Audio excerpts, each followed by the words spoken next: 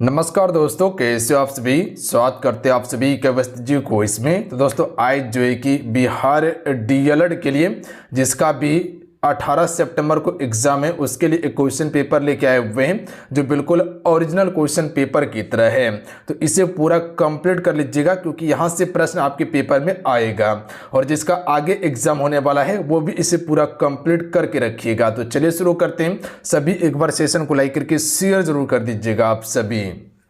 आज का पहला प्रश्न है कि मतदान करने की उम्र कम से कम क्या होती है। तो आप सभी के लिए ये प्रश्न इंपॉर्टेंट है, हूबहू रिपीट कर लिया जाएगा आप सभी से।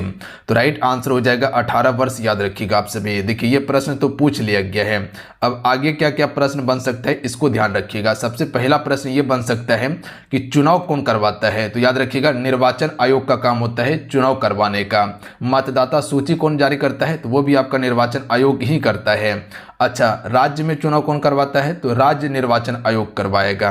अच्छा, अभी जो उम्र यहाँ पर आया हुआ था इससे पहले 18 वर्ष से पहले 21 वर्ष उम्र हुआ करता था मतदान करने का, बट यहाँ पर आप सभी कह सकते हैं इसको समाप्त कर दिया गया 61वां संविधान संशोधन के द्वारा। ये 61वां संविधान कब हुआ था, 1989 में हुआ था। तो ये एक फैक्ट आपको याद रखना है, हो सकता है यहाँ से प्रश्न आपके पेपर में बन जाए। अगला प्रश्न है कि रॉलेट एक्ट किस वर्ष पारित किया गया था। तो आपको ध्यान देना है, option number D right answer होगा। 1919 में जलियांवाला बाग हत्याकांड होता है और इसी समय कह सकते हैं कि इससे पहले ही रॉलेट एक्ट आया था जिसे हम सभी काला कानून कहते हैं। और रॉलेट एक्ट के विरोध में ही कह सकते हैं कि ये जलियांवाला बाग हत्याकांड हुआ था। कह सकते हैं कि शक के आधार पर सफुद्दीन किचलू और सत्यपाल मलिक को गिरफ्तार किया गया था और उसी के लिए जो है कि जलियांवाला बाग में जनसभा आयोजित किया गया था। जनरल ओडायर के द्वारा वहां पर अंधाधुंध गोली चलवाया गया था 13 अप्रैल 1919 को। ये डेट याद रखिएगा, हो सकता है ये प्रश्न आपके पेपर में आ जाए, याद रखिएगा। और इसी के विरोध में रविन्द्रनाथ टैगोर ने नाइटहुड की उपाधि लौटा दी थी। यहां से प्रश्न एक और बन सकता है कि जलियांवाला बाग हत्याकांड की जांच करने के लिए किस आयोग का गठन किया गया था, तो हंटर आयोग का। याद रखिएगा निम्नलिखित में से कौन सा कथन सही नहीं है। पहला कथन है कि भारत विश्व में फलों का दूसरा सबसे बड़ा उत्पादक है। बिल्कुल, भारत विश्व में फलों का दूसरा सबसे बड़ा उत्पादक है, ये सही है। भारत विश्व में सब्जी का सबसे बड़ा उत्पादक है, नहीं, गलत है। चीन सबसे बड़ा सब्जी का उत्पादक है, याद रखिएगा, भारत दूसरे स्थान पे आता है। इसके अलावा फल सब्जी मसालों के उत्पादन को बागवानी कहा जाता है, बिल्कुल बागवानी कहा जाता है। उत्तर प्रदेश गेहूं का सबसे ज़्यादा उत्पादन करता है, बिल्कुल गेहूं का सबसे ज़्यादा उत्पादन करता है उत्तर प्रदेश, प्लस में दूध का और गन्ना का। देखिए अगर प्रति हेक्टेयर की बात किया जाए कि गेहूं का सबसे अधिक उत्पादन कौन करता है, तो वो आपका पंजाब करता है, याद रखिएगा आप सभी। हो सकता है इसमें से कोई प्रश्न आपके पेपर में आ जाए। अगला प्रश्न है कि भारत की स्थलीय सीमा कितने देशों को छूती है। तो अब देखिए ये प्रश्न पूछा गया है तो 7 देश आपको यहाँ पर टिक करना था। अब आगे क्या बन सकता है, आगे इस प्रकार से बन सकता है कि निम्न में से कौन सा देश भारत का स्थलीय सीमा से नहीं जुड़ा है। तो वहाँ श्रीलंका ऑप्शन में हो जाएगा, मालदीव हो जाएगा, तो वो सभी जलीय सीमा साझा करता है। अच्छा, भारत के साथ स्थलीय सीमा कौन साझा करता है, तो पाकिस्तान हो जाएगा, चीन हो जाएगा, नेपाल हो जाएगा, भूटान, बांग्लादेश, म्यांमार, उसके बाद अफगानिस्तान हो जाएगा। तो इतना आपको याद रखना है। अगला क्वेश्चन देख लीजिएगा कि विश्व की कितनी प्रतिशत जनसंख्या भारत में रहती है। तो भारत में लगभग 17.5% जनसंख्या निवास करती है, याद रखिएगा आप सभी। अगर बात किया जाए कि भारत के पास क्षेत्रफल जो है पूरा विश्व का कितना प्रतिशत है, तो मात्र में 2.4% क्षेत्रफल है भारत के पास और 7वां सबसे बड़ा देश है भारत, याद रखिएगा आप सभी। क्वेश्चन देख लीजिएगा। क्वेश्चन है कि डैश एक जेली जैसा पदार्थ है जो प्लाज्मा झिल्ली के अंदर तैरता हुआ पाया जाता है। यहाँ पर प्लाज्मा झिल्ली की बात किया गया है, तो ये आपका साइटोप्लाज्म हो जाएगा, ऑप्शन बी करेक्ट आंसर होगा। और साइटोप्लाज्म जो होता है वो कोशिका के सभी अंग तैरते हैं साइटोप्लाज्म में। अच्छा, कोशिका की बात किया जाए तो कोशिका के मुख्य केंद्रक क्या होता है, आप सबको पता है, न्यूक्लियस जिसे केंद्रक कहते हैं, इसे कोशिका का दिमाग कहा जाता है। इसी में आपका माइटोकॉन्ड्रिया पाया जाता है, इसी में आपका तारककाय पाया जाता है, इसी में आपका लवण भी पाया जाता है, इसी में आपका लाइसोसोम भी पाया जाता है और इसी में राइबोसोम भी होता है। राइबोसोम प्रोटीन का संश्लेषण करता है और लाइसोसोम को क्या कहते हैं, आत्महत्या की थैली कहते हैं। माइटोकॉन्ड्रिया को हम सभी क्या कहते हैं, पावर हाउस कहते हैं, सेल का ऊर्जा गृह कहा जाता है। अगला क्वेश्चन देखिए, आधुनिक आवर्त सारणी में तत्वों की व्यवस्था उनके डैश के आधार पर है। तो आधुनिक आवर्त सारणी में उनके तत्वों की व्यवस्था जो है क्षैतिज पंक्तियों में परमाणु संख्या कि बढ़ने के आधार पर है। तो इसका option number C correct answer होगा, याद रखिएगा आप सभी। चीजें क्लियर हैं। 36 पंक्तियों में परमाणु संख्या के बढ़ने के आधार पर। देखिए अगर बात किया जाए जो आधुनिक आवर्त सारणी है इसमें आपका 18 समूह है और याद रखिएगा और 7 आवर्त है। समूह की बात किया जाए तो 18 है और आवर्त कितना है 7 है। और ये पीरियोडिक टेबल किसके द्वारा बनाया गया था आधुनिक वाला, तो मौसले के द्वारा। ध्यान दीजिएगा आप सभी, किसके द्वारा, मौसले के द्वारा बनाया गया था, जिसमें कि 18 आपका क्या है समूह और 7 आवर हैं। अगला क्वेश्चन देख लीजिएगा कि किसी गतिमान वस्तु का विस्थापन समय ग्राफ एक सरल रेखा तब वेग क्या होगा। अगर एक सरल रेखा है तब वेग क्या होगा, तो यही क्वेश्चन का कहने का मतलब है। तो राइट आंसर ऑप्शन में डी होगा। ये शून्य हो भी सकता है और नहीं भी हो सकता है। देखिए अगर विस्थापन की बात किया जाए ना तो याद रखिएगा आप सभी, विस्थापन 0 भी हो सकता है और 0 नहीं भी हो सकता है, याद रखिएगा। अगर यहाँ से कहते हैं कि यहाँ अगर रांची और यहाँ पटना है, कोई व्यक्ति रांची से पटना गया और फिर से पटना से रांची घूमकर उसी स्थान पे आ गया, तो बोलिए विस्थापन क्या हो गया, 0 हो गया। बट दूरी कभी 0 नहीं हो सकता है, याद रखिएगा। अगर यहाँ से पटना 500 किलोमीटर है और फिर पटना से रांची 500 किलोमीटर है तो समझ लीजिए वो 1000 किलोमीटर चला है। बट विस्थापन 0 हो सकता है, याद रखिएगा आप सभी। विस्थापन 0 हो सकता है, याद रखिएगा आप सभी, बात समझे। विस्थापन 0 हो सकता है जबकि दूरी कभी 0 नहीं होगा। अगला है भारत की ऊर्जा कटिबंधीय क्षेत्र में किस प्रकार की ऊर्जा का विकास किया जाता है। देखिए जितने भी जुड़े हुए हैं सभी सेशन को लाइक जरूर करते चलिएगा। जितने भी मेरे साथ में हैं वीडियो को लाइक जरूर कर दीजिएगा। आपका एक लाइक मोटिवेट कराता है। अगर आपको लगता है कि हाँ सर मेरे लिए मेहनत कर रहा है तो आप वीडियो लाइक जरूर कर दीजिएगा। नीचे आपको अंगूठा का बटन दिखाई देगा, जरूर दबा के लाइक कर लीजिएगा। और इस साइड में आपको व्हाइट कलर में चैनल सब्सक्राइब करने का ऑप्शन होगा, उसे जरूर दबा लीजिएगा और ऑल नोटिफिकेशन को ऑन कर लीजिएगा घंटी पे प्रेस करके आप सभी, ठीक है, तब क्लास का नोटिफिकेशन आएगा। सौर ऊर्जा इसका बिल्कुल करेक्ट आंसर होगा। तो भारत की ऊर्जा कटिबंधीय क्षेत्र में किस प्रकार की ऊर्जा का विकास किया जाता है, सौर ऊर्जा का किया जाता है। भारत जैसे देश में सौर ऊर्जा का सबसे अधिक संभावित स्रोत जो है, जैसे कि गुजरात वाला क्षेत्र हो गया, राजस्थान वाला क्षेत्र हो गया, यहाँ पर जो है कि सौर ऊर्जा का ज्यादा प्लांट आपको देखने के लिए मिल जाएगा। अगला क्वेश्चन है वसा और तेल के ऑक्सीकरण को क्या कहते हैं। तो इसे हम सभी विकृत गंधिता के नाम से जानते हैं और इससे जो है कि भोजन की जो गुणवत्ता होता है और इससे स्वाद खराब होने लगता है भोजन का। तो ऑप्शन में बी राइट आंसर होगा, याद रखिएगा, क्वेश्चन पूछा जा सकता है। अगला है विद्युत चुंबक बनाने के लिए पर्याय किस पदार्थ की छड़ का प्रयोग किया जाता है। तो देखिए विद्युत चुंबक बनाने के लिए हम सभी नर्म लोहा छड़ का प्रयोग करते हैं। तो ऑप्शन बी राइट आंसर होगा। देखिए नर्म लोहा जो होता है ये आपका चुंबक जल्दी उत्पन्न कर लेता है, याद रखिएगा। नर्म लोहा क्या करता है, चुंबक को जल्दी उत्पन्न कर लेता है और ये जल्दी समाप्त भी हो जाता है। तो जल्दी से उत्पन्न करता है और जल्दी समाप्त भी हो जाता है इससे चुंबकत्व। अगला है दूरदृष्टि वाली आंखें साफ देख सकती है, क्यों। देखिए दूरदृष्टि वाले में क्या होता है, दूर की वस्तु दिखाई देता है, निकट की वस्तु उसे दिखाई नहीं देता है। तो निकट की वस्तु देखने के लिए हम सभी उत्तल लेंस का प्रयोग करते हैं और दूर की वस्तु देखने के लिए अवतल लेंस का प्रयोग करते हैं। तो यहां पर क्या बोला, दूरदृष्टि वाले आंखें साफ देख सकती है, क्यों, क्योंकि दूर की वस्तु उसको दिखाई देता है, याद रखिएगा आप सभी, और नजदीक की वस्तु उसे दिखाई नहीं देता। और जो दूर की वस्तु दिखाई दे रहा है उसे क्या कहते हैं, हाइड्रोमाइपिया कहते हैं। इसमें क्या होता है, दूर की वस्तु दिखाई देगा, नजदीक का वस्तु आपको दिखाई नहीं देगा, धुंधला दिखाई देगा। अब इसका निवारण करने के लिए हम सिर्फ उत्तल लेंस का प्रयोग करते हैं। जबकि निकट दृष्टि दोष जो होता है उसमें निकट की वस्तु दिखाई देगा, दूर का वस्तु धुंधला दिखाई देने लगता है। ज्यादातर जो बच्चों में देखिएगा तो वो आपका निकट दृष्टि दोष ही होता है, उसमें निकट का वस्तु दिखाई देगा, दूर का धुंधला दिखने लगता है, जिसके कारण से उसको उत्तल लेंस का चश्मा लगाया जाता है। प्रतिरोध का सूत्र क्या होता है। देखिए प्रतिरोध का जो सूत्र होता है वो आपका R बराबर V/I हो जाएगा। R बराबर क्या हो जाएगा, V/I हो जाएगा। इसे हम सभी ओम का नियम के नाम से भी जानते हैं, याद रखिएगा। अगला क्वेश्चन है कि 1785 में किसने प्रकट जीव के नामांकन की द्विपद नामांकन प्रणाली प्रस्तुत की थी। तो यहाँ जीव के नामांकन की बात किया गया है। तो जीव का जो नाम रखा था, जैसे कि होमो सेपियन हो गया, है ना, तो ये सभी नाम किसके द्वारा रखा गया था, कार्ल लिनियस के द्वारा रखा गया था। इसको आप सभी लिनियस कीजिएगा, ठीक है, इसी के द्वारा रखा गया था। तो ऑप्शन में सी राइट आंसर होगा। जितने भी जीव हैं, अलग अलग जीव का अलग अलग नाम रखा गया है। राना टिग्रीना जिसे मेढक का नाम है ना, तो ये सभी कार्ल लिनियस के द्वारा रखा गया था। अगर हवा में ध्वनि का वेग 330 मीटर प्रति सेकेंड है तो प्रति ध्वनि सुनने के लिए ध्वनि स्रोत से न्यूनतम दूरी क्या होनी चाहिए?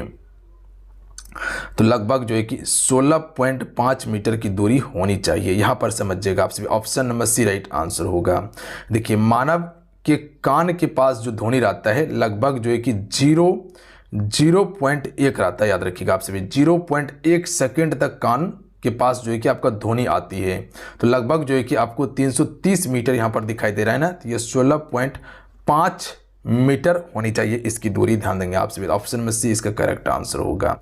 अगला क्वेश्चन देखिए कि मृदा में पाए जाने वाला कार्बनिक पदार्थ निम्न में से किससे पुनः स्थापित करते हैं जो रासायनिक उर्वरकों के निरंतर उपयोग करने से अम्लीय हो जाता है? तो यह आपका पीएच बिल्कुल करेक्ट आंसर होगा। और जैव खाद्य और कार्बनिक पदार्थ पीएच को ही संतुलित करता है। तो ऑप्शन में इसका डी राइट आंसर होगा। जैसे कि अम्लीय की बात किया जाए तो पीएच स्केल कितना होता है पता है आप सभी को? 0 से लेकर 14 तक होता है। जो 7 होता है ये उदासीन होता है, 7 से कम क्या होता है अम्लीय, और 7 से अधिक क्या होता है क्षारीय होता है। तो पीएच स्केल ही इसका बिल्कुल करेक्ट आंसर होगा जो नियंत्रित करता है। अगला है, एक स्वस्थ व्यक्ति का समान स्थिति में रक्तचाप कितना होना चाहिए? तो यहाँ रक्तचाप की बात किया गया है ना, तो राइट आंसर ऑप्शन में हो जाएगा 120/80 mmg के बराबर होना चाहिए। ध्यान दीजिएगा आप सभी, तो ऑप्शन में एक करेक्ट आंसर होगा। अगला क्वेश्चन है, समजात अंग है, तो right answer option number D हो जाएगा समान संरचना और विभिन्न कार्य, यही आपका समजात अंग होगा।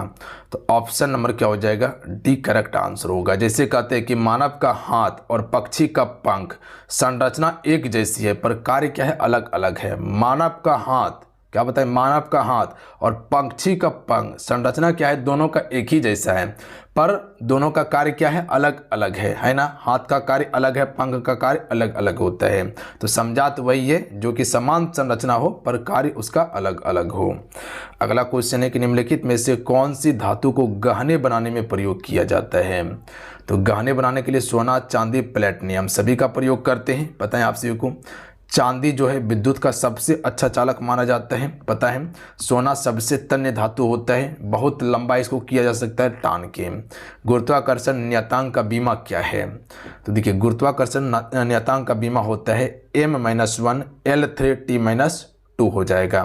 तो ऑप्शन नंबर बी वाला इसका बिल्कुल करेक्ट आंसर होगा। याद रखिएगा आप सभी। भारत में कितने राज्य समुद्र तट रेखा से लगा हुआ है? देखिए, अगर समुद्र तट रेखा की बात किया जाए तो आपको पता होना चाहिए, अगर भारत का मैप बनाइएगा, अगर ज्योग्राफी पढ़े होंगे तो आराम से इस क्वेश्चन का आंसर कर लीजिएगा आप सभी। बात समझे, ये आपका कौन सा राज्य है? ये आपका गुजरात है। यहीं पे आपको महाराष्ट्र, यहीं पे गोवा मिलता है, और यहीं पे आपका एक कर्नाटक है और केरल है। यहाँ पे आपका तमिलनाडु, आंध्र प्रदेश और यहाँ पर उड़ीसा और पश्चिम बंगाल है।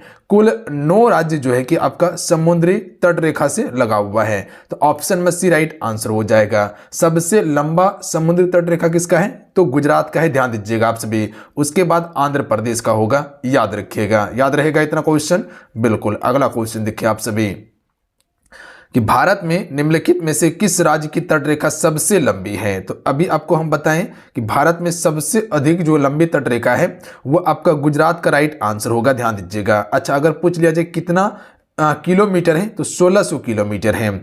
दूसरा नंबर में कौन बताएं आपको? दूसरा नंबर में आंध्र प्रदेश आपको बताएं। तो याद रखिएगा, आंध्र प्रदेश का लंबाई कितना है? 972 किलोमीटर है। और तीसरा आपका कौन सा है? तो तीसरा आपका तमिलनाडु है। याद रखिएगा इतना सा फैक्ट को। चीजें क्लियर हैं? अगला क्वेश्चन देख लीजिएगा। अगला क्वेश्चन है कि महात्मा गांधी ने सत्याग्रह कार्य अवधि सबसे पहले कहाँ किया था? ये कई बार क्वेश्चन आया हुआ है, मोस्ट इंपॉर्टेंट है, इसको 2 स्टार आपसे लगा के रखिए। तो ये आपका हो जाएगा चंपारण सत्याग्रह जो 1917 में किया गया था। ये आपका नील खेती से संबंधित था, बिल्कुल सफल ये आंदोलन रहा था।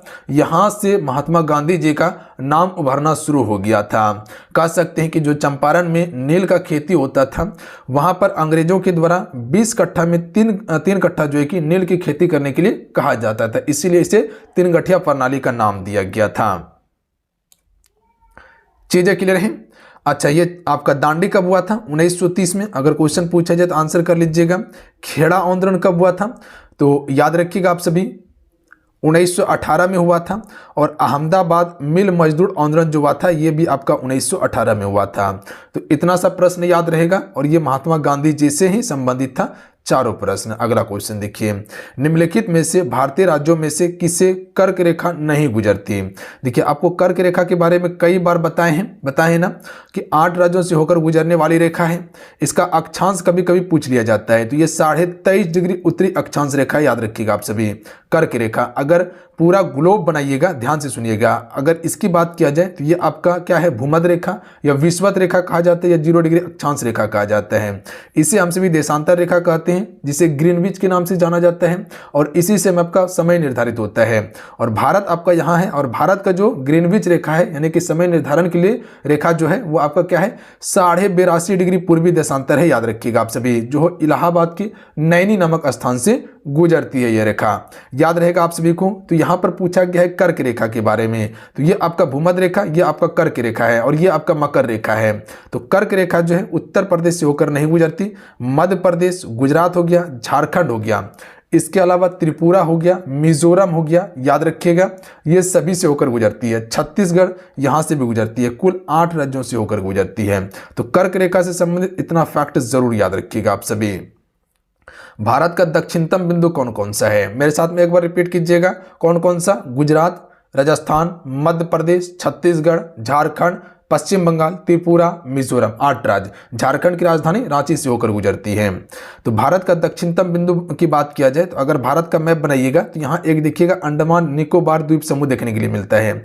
यहीं पर एक पॉइंट है जिसे इंदिरा पॉइंट के नाम से जाना जाता है, याद रखिएगा। इंदिरा कॉल जो है वो आपका लद्दाख वाला क्षेत्र में है और सबसे उत्तरी बिंदु है वो, बट यहाँ पर दक्षिणी बिंदु कहा गया है, तो ये आपका इंदिरा पॉइंट बिल्कुल करेक्ट आंसर होगा। और ये भूमध्य रेखा से सबसे नजदीक पॉइंट है, ध्यान देंगे आप सभी। 2004 में जब सुनामी आया था 2004 में, तो लगभग जो है कि इसका 4% भाग जो है कि पानी में डूब गया था, याद रखेंगे। और ये अंडमान निकोबार द्वीप समूह का ग्रेट अंडमान में है। कहां पे है? ग्रेट अंडमान में है। तो याद रखिएगा आप सभी, चीजें क्लियर हैं? बिल्कुल। अगला क्वेश्चन देख लीजिएगा, निम्नलिखित में से कौन सा स्थान भूमध्य रेखा से निकटतम है?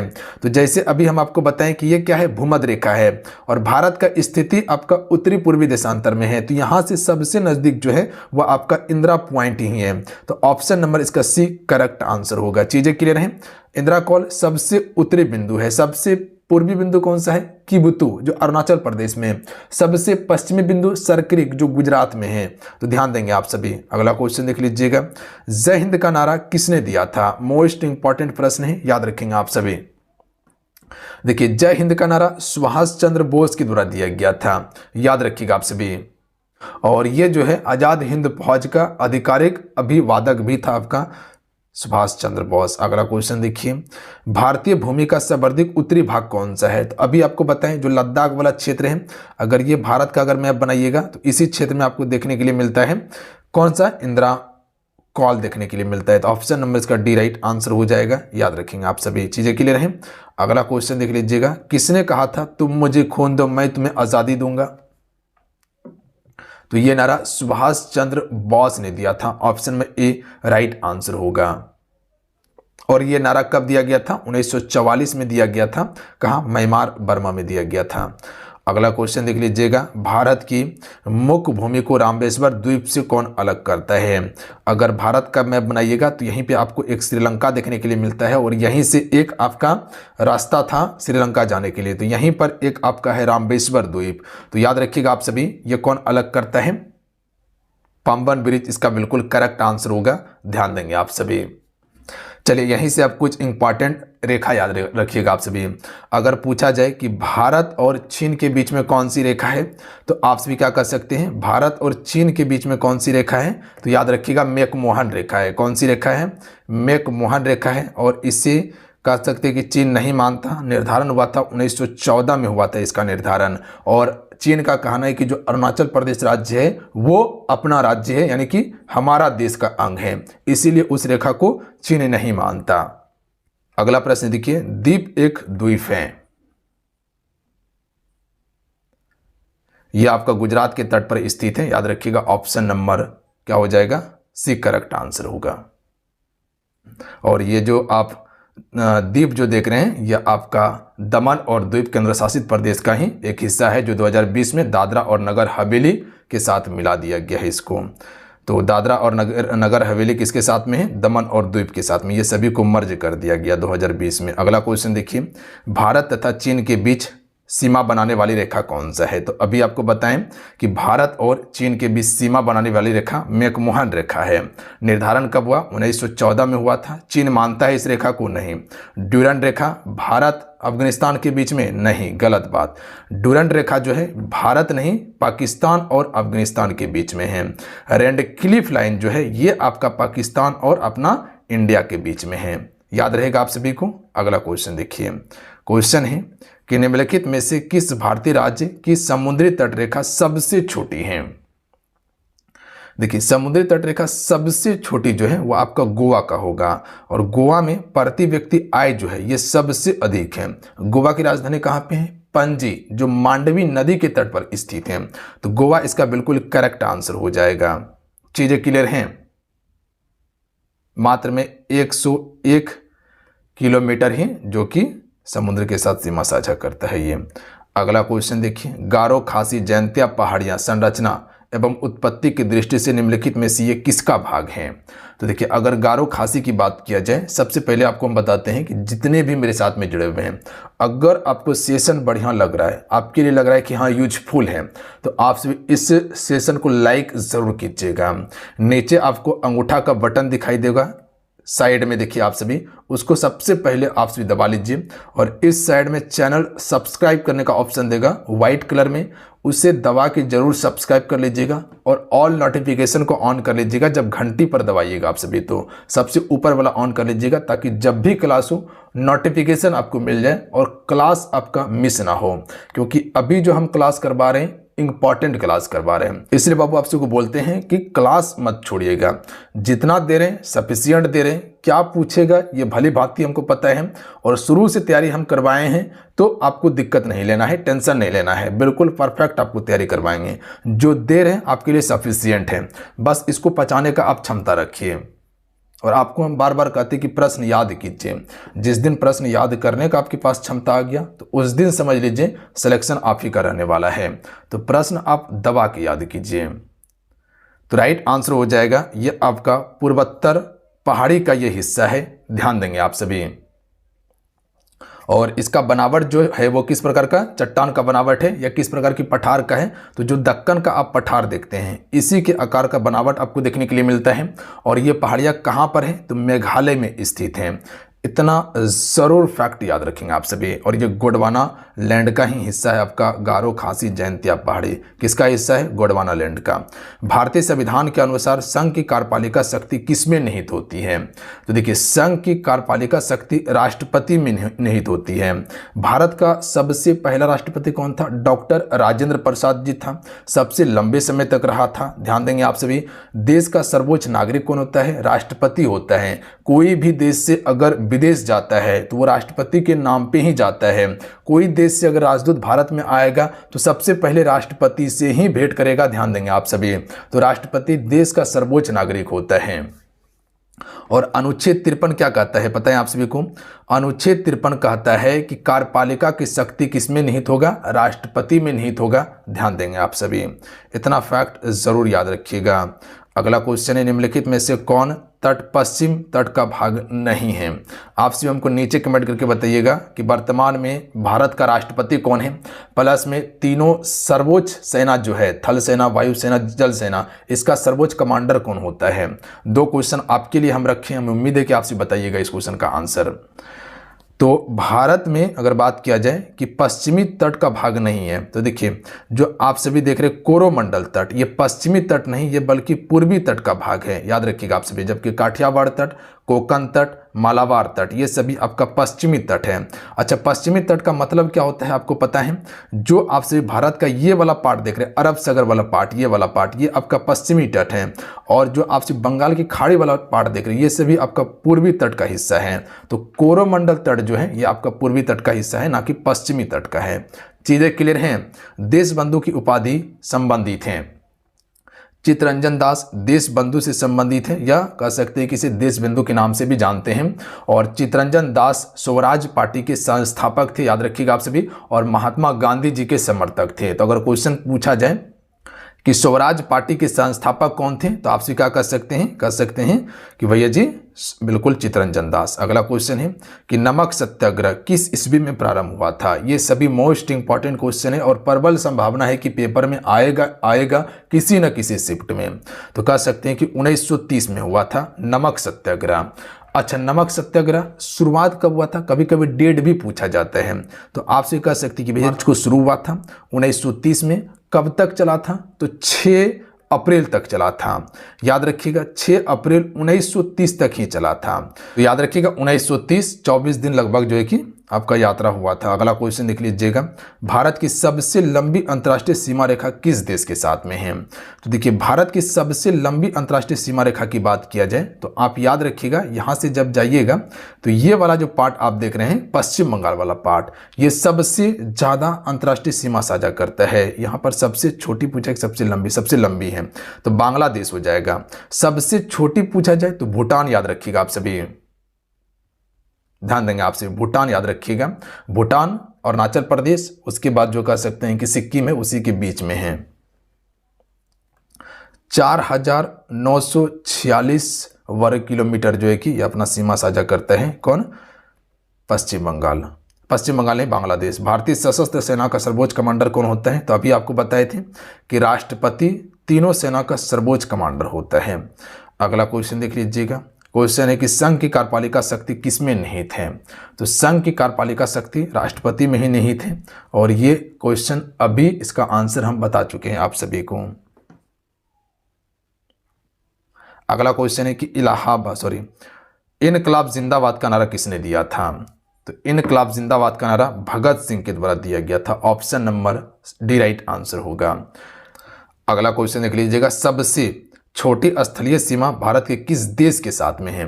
तो अभी आपको बताएं कि जो अभी भूटान का नाम लिए थे, ये आपका सबसे कम सीमा साझा करता है। तो option number D right answer होगा। अगला क्वेश्चन है कि राष्ट्रपति का निर्वाचन किस प्रकार से होता है।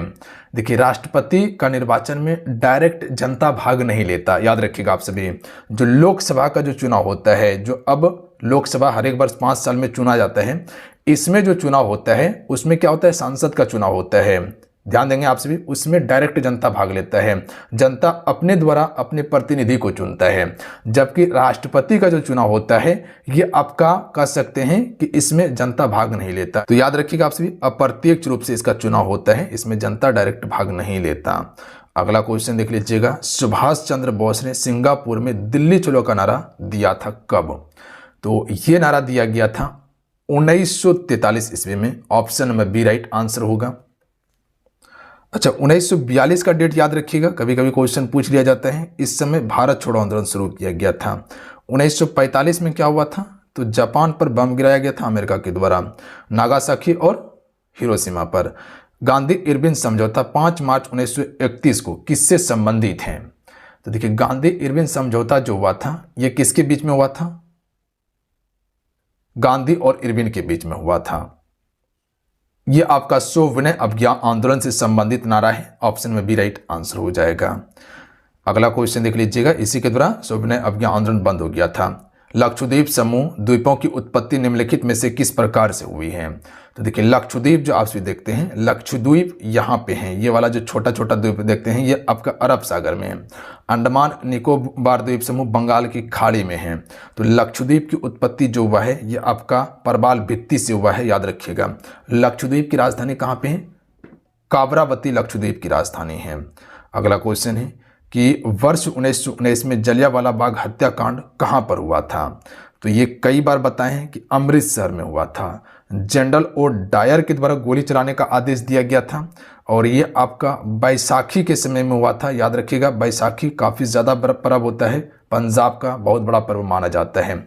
जनरल ओ डायर ने गोली चलवाया था और 13 अप्रैल को हुआ था। अच्छा, इसका जांच करने के लिए कौन सा आयोग गठित किया गया था, हंटर आयोग। याद रखिएगा आप सभी। विरोध किसका किया गया था? याद रखिएगा, जो आपका काला कानून रॉयल एक्ट आया था 1919 में ही, उसी का विरोध करने के लिए जो है कि एक सभा आयोजित किया गया था। या कह सकते हैं कि डॉक्टर सत्यपाल मलिक और सफुद्दीन किचलू का वही शक के आधार पर गिरफ्तार किया गया था, उसी के लिए जो है कि वहां पर आपका जनसभा आयोजित किया गया था जलियांवाला बाग में, और वहीं पर जनरल ओडायर के द्वारा गोली चलाया गया था। गांधी जी भारतीय राष्ट्रीय कांग्रेस के अध्यक्ष कितने बार बने हैं? तो मात्र एक बार ही बने हैं, 1924 ईस्वी में बेलगांव अधिवेशन का। तो आप स्वीकार सकते हैं ऑप्शन में ए राइट आंसर होगा। इसके बाद फिर कभी गांधी जी भारतीय राष्ट्रीय कांग्रेस के अध्यक्ष नहीं बने थे। तो यहां से हम सभी 30 क्वेश्चन कंप्लीट कर चुके हैं। यहीं से एक याद रखिएगा कि 1925 ईस्वी में भारतीय राष्ट्रीय कांग्रेस की पहली भारतीय महिला अध्यक्ष बनती है सरोजनी नायडू।